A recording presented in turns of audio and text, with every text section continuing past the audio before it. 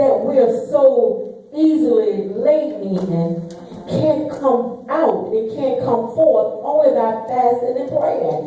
Because when we begin to fast and pray, guess what? It's going to be something about our flesh is going to die. That's right. And I believe as we study the word and pray, we're going to begin to know God in a deeper way, and we're going to believe even in a deeper way that, guess what, if somebody comes through those doors demon possessed, I believe, God, that your word says that I can lay hands on them, I can speak to that demon. That's right. That's right. But guess what, we have decreased years ago, ages ago, people was being delivered, they was being set free. Amen.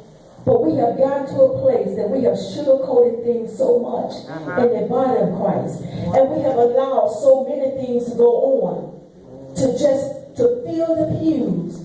And we have watered down things so much that the church has become powerless. We as individual believers, we can't even pray for our own selves. When your head is hurting, we can't let me go text something, let me call somebody. Lay hands on yourself. That's right. And let the power of the demonstration, the children out there, pray for them. Don't allow a spirit to come, attach yourself to that child, and then begin to abide with that child. Amen? Amen. Turn with me to Matthew 17.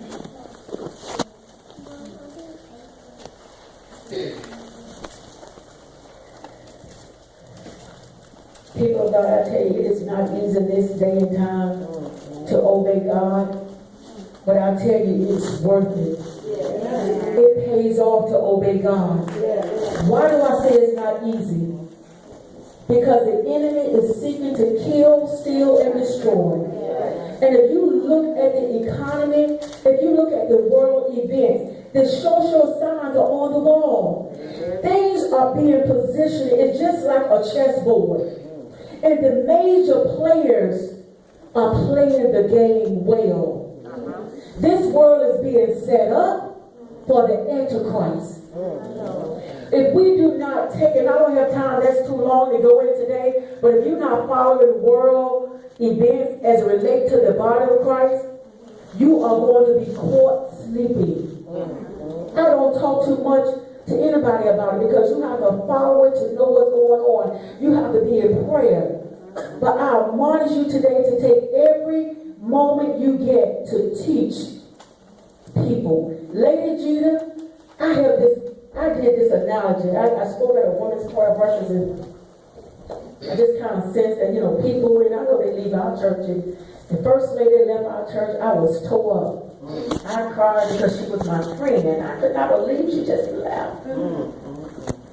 Then they started leaving the church for various reasons. The Bible says if you are easily offended, TT, then your strength is weak. That's right. And if you're weak, then I have to be careful how I talk to you and tiptoe around you because you're going to get offended. Come on. And you're going to leave, and I'm like, oh, she's just a weak homeless. Come on and teach. Amen. Weak. So we have weak people in church. Amen. We have weak grown-ups in church.